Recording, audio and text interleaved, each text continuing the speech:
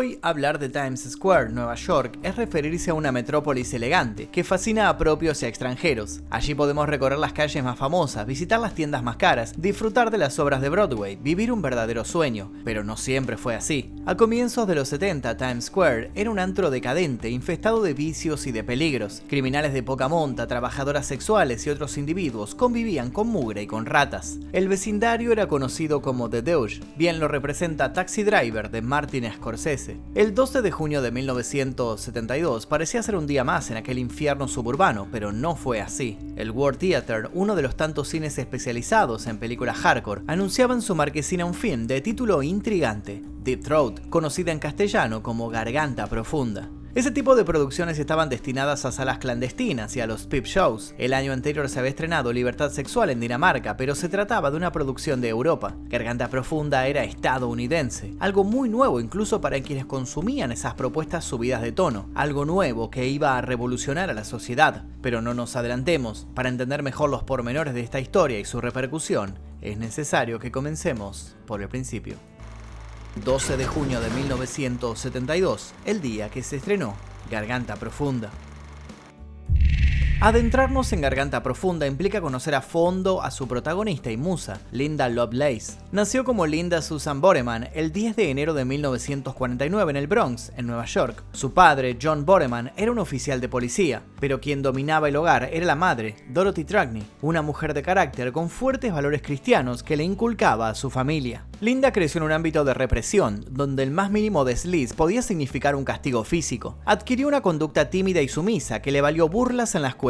La presencia de su madre era tan terrible que de adolescente no pudo mantener una relación con ningún joven. Cuando Linda tenía 16 años, los Boreman se mudaron a Davie, California. Además de terminar allí sus estudios, conoció a un hombre. Con él perdió su virginidad a los 19 años, aunque también quedó embarazada. Cuando llegó el momento de dar a luz, la madre le hizo firmar unos papeles para que supuestamente el bebé fuera cuidado por otras personas durante un tiempo, hasta que la chica pudiera desempeñarse como madre. En realidad, se trataba de documentos que autorizaban a darlo en adopción. Linda nunca pudo conocer a su hijo. Agotada del control que ejercía Dorothy y de la incapacidad del padre para detenerla, Linda se mudó a Nueva York. Su idea era abrir una boutique y estudiar una carrera, pero en 1970 un accidente automovilístico le provocó lesiones graves y debió volver a Florida para recuperarse en casa de sus padres. Otra vez debía soportar a su madre.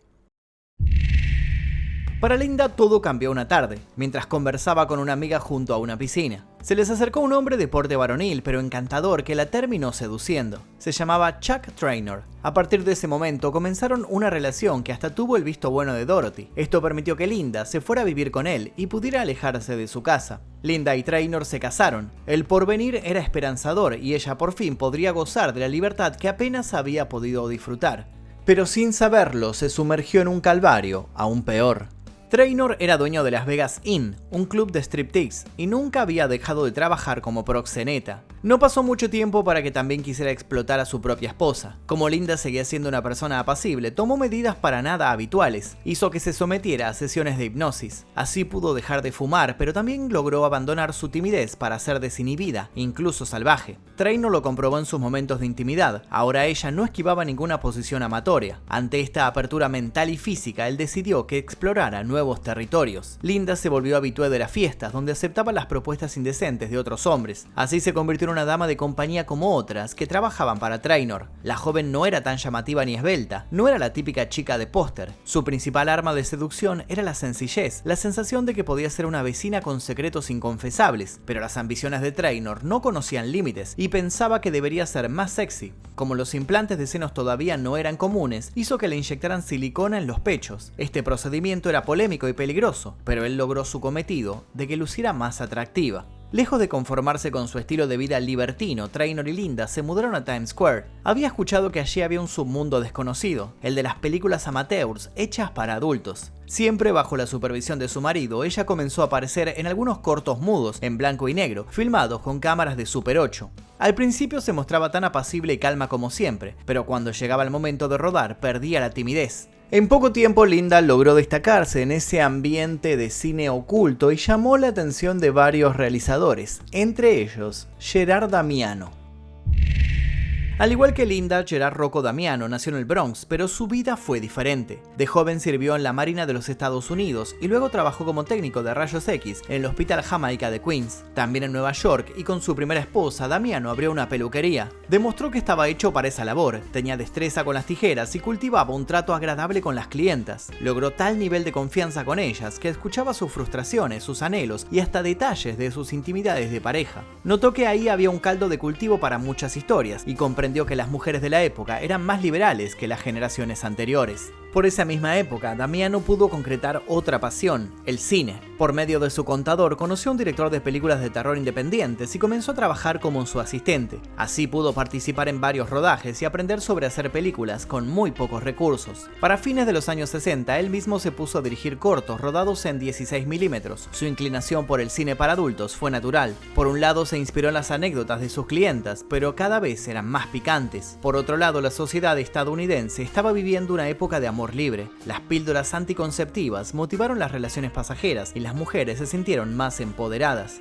Para aquella comunidad de cineastas, hacer cine para adultos no era solo un divertimento, tampoco se trataba de una estrategia para ganar dinero, porque no existía una industria fuerte. Con fortuna, alguna llegaba a los peep shows. Realizar estas producciones carentes de ropa y de tabúes era un acto de rebeldía, una manera de desafiar a un sistema cada vez más conservador. Ser atrapado filmando esta clase de material podía significar, como mínimo, ser encerrado en una prisión. Era como el punk, pero con coitos. Ya dentro del circuito de producciones undereróticas, Damiano conoció a Linda. Al verla no se sintió muy impresionado. Ella era muy delgada, vestía campera militar y usaba una gorra de lana. Trainor lo hizo cambiar de opinión cuando le pidió que la viera poner en práctica su mayor habilidad, la felación. Aún entre aquellos guetos más abiertos, esa práctica era vista como algo raro, incluso repugnante. Ni siquiera lo mostraban demasiado en la pantalla. Damiano comprobó que Linda no solo sabía hacer una felación, tenía un don para alcanzar proezas inauditas en esa materia. Su asombro fue mayúsculo y le vino la inspiración para una nueva historia. No sería un simple corto, sino algo más ambicioso, un largometraje. Advirtió que estaban las condiciones dadas para dar ese paso. En Hollywood había caído el código Hays, el mecanismo de autocensura que primaba desde los años 30. Como resultado, los films ya no temían mostrar violencia, sexo y otros detalles audaces. Los desnudos estaban viéndose habituales y el público respondía entusiasmado. Un caso especial era el del director Russ Meyer. Había logrado imponerse gracias a películas con mujeres de escasa ropa y mucha actitud, pero las relaciones carnales eran simuladas. Dispuesto a ir más allá que cualquiera en Estados Unidos y el mundo, Damiano escribió durante un fin de semana un guión protagonizado por Linda Lovelace, una mujer que no puede llegar al orgasmo. Entonces acude al Dr. Young, un sexólogo que hace un descubrimiento único. Ella posee el clítoris en la garganta. A partir de ese momento, la mujer aprende a disfrutar de cada encuentro íntimo con un hombre. El título del proyecto fue Garganta Profunda, un término por entonces novedoso. La premisa le pareció un poco extraña a Damiano, pero tuvo fe porque sintió que había algo ahí, o por lo menos que tenían a una posible estrella en la película. Damiano era consciente de que no podría rodar Garganta Profunda con un presupuesto abultado, pero sabía que necesitaría algo de financiación. Tenía aspiraciones con el proyecto. No habría solo personas desnudas copulando, sino que cada elemento ardiente estaría al servicio de una historia bien contada. Encontró la ayuda en Luis Peraino, director de la compañía independiente Brainstorm Distributors. Le gustó el guión y se interesó en poner dinero para sacar el film adelante, pero no estaba convencido de que Linda fuera la figura estelar. La veía y no le generaba deseo, no le generaba nada. Prefería más una rubia, una belleza hegemónica y despampanante. Damiano insistió, dijo que podía atraer más por ser una chica común y accesible, y sobre todo le mostró sus habilidades con la boca. A partir de ahí, Peraino nunca más dudó de ella. Ahora, con un financista, la película se iba convirtiendo en algo serio. No obstante, Peraino no tenía los $20.000 que necesitaba para comenzar con la producción, así que acudió a su padre, Anthony Peraino. Por aquel entonces formaba parte de la familia Colombo, uno de los clanes más poderosos del crimen organizado en Nueva York. Aceptó darle a su hijo el dinero que necesitaba, pero a cambio pidió ser acreditado como productor. No sería el único integrante de los Colombo en participar. De inmediato se sumó John Sonny Francese, que se había ganado una temible reputación en las calles neoyorquinas. La intervención de la mafia en la industria para adultos no era novedosa. Controlaban el mercado del sexo en Times Square, que les dejaba ganancias generosas. De ahí pasaron a ser productores de cortos y largos de alto voltaje erótico.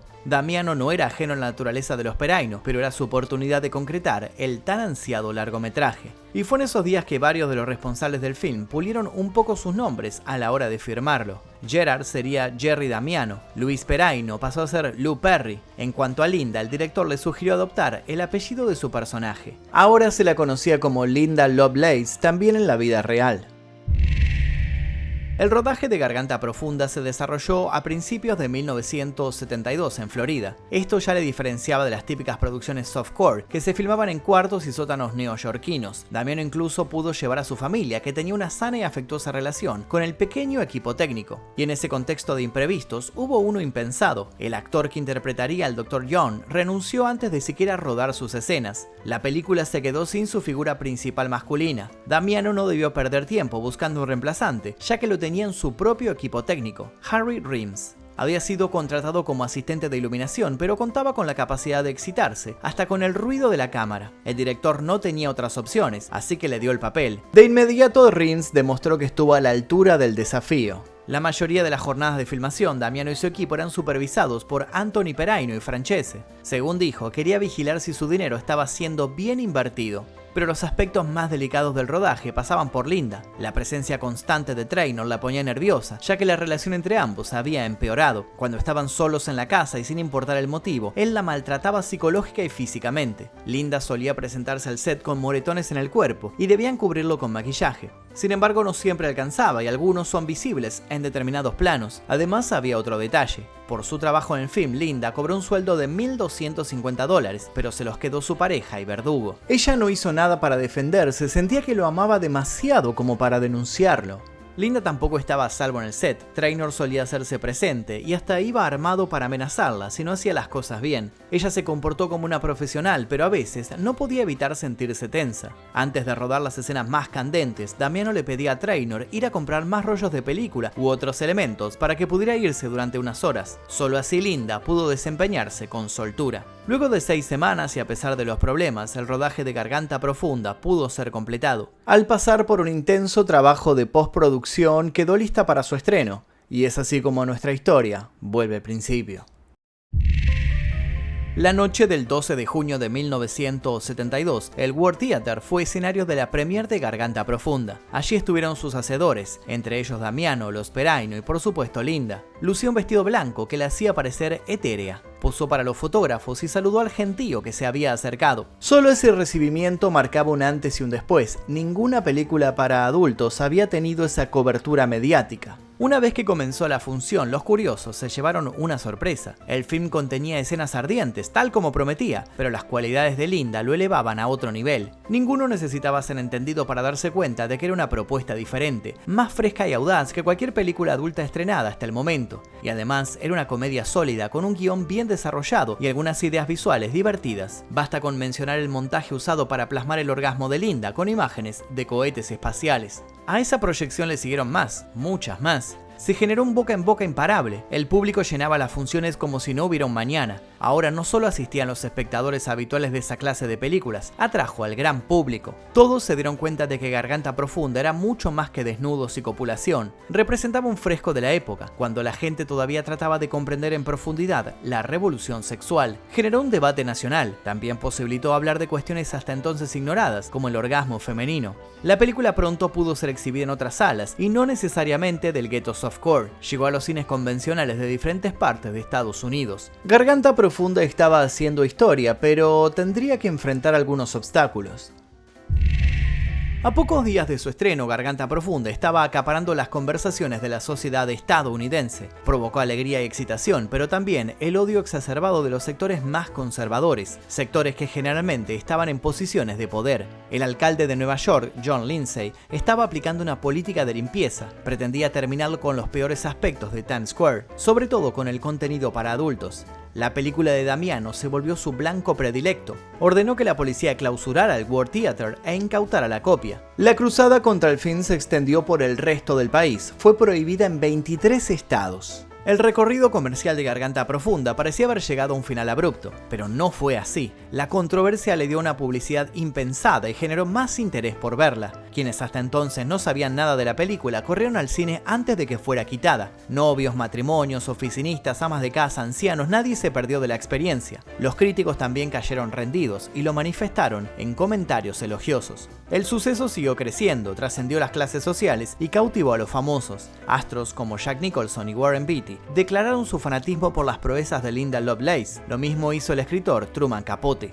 Los números en la taquilla resultaron impactantes. Había terminado costando poco más de $25.000 y en las primeras 7 semanas recaudó $1 millón, pero más tarde se estima recaudaciones de más de $600 millones, una cifra que jamás pudo ser comprobada. Aún así se había convertido en una de las películas más rentables de la historia. Las recaudaciones también guardan su costado oscuro. Los Perayno descubrieron que muchas salas proyectaban copias piratas de Garganta Profunda. En vez de secuestrar el material y destrozarlo, llegaron a arreglos con los dueños de las salas para que les pagaran un porcentaje. Cualquier negativa o traición podía significar acciones terribles de la mafia. Pese a sus aspectos desagradables, nada detenía el furor por el largometraje. La prueba definitiva de su impacto en la cultura pop quedó patente en 1974. Los periodistas Bob Woodward y Carl Bernstein destaparon la corrupción del gobierno del presidente Richard Nixon. El caso pasaría a ser conocido como Watergate y los periodistas reconocieron a una figura clave, un informante con una voz muy particular. Le pusieron de apodo Garganta Profunda. Garganta Profunda, la película, había calado hondo. Inauguró la edad de oro del cine para adultos y ayudó a abrir la mente de las personas listas para nuevas sensaciones. Pero detrás del fenómeno seguían estando los creadores y sus conflictos. Garganta Profunda cambió para siempre la vida de quienes la hicieron, para bien y para mal. Damiano nunca pudo ganar mucho dinero con la película. Los Perayno lo expulsaron de su círculo y nunca batalló por el porcentaje que le correspondía. Se conformó con alegrarse de que no lo asesinaran. Por otra parte, el éxito de su ópera prima le permitió concretar otras películas para adultos muy elogiadas, como El Diablo y la Señora Jones. Su obra fue clave para la consolidación de una industria que se volvió enorme y lucrativa. Incluso antes de su muerte en 2008, era considerado una figura esencial del género. Reeves no tuvo tanta suerte. En junio de 1974 fue detenido por el FBI y un año más tarde se lo acusó de distribuir contenido obsceno a través de los estados. Para peor, en 1976 fue procesado y encontrado culpable. Su caso conmocionó a Hollywood. Numerosas estrellas organizaron una campaña para pagar los costos de su apelación. Finalmente, su situación fue revisada por la Corte Suprema y quedó en libertad. No obstante, no fue capaz de recuperarse como astro del cine para adultos. Se entregó a los excesos y no había perspectivas de que mejorara.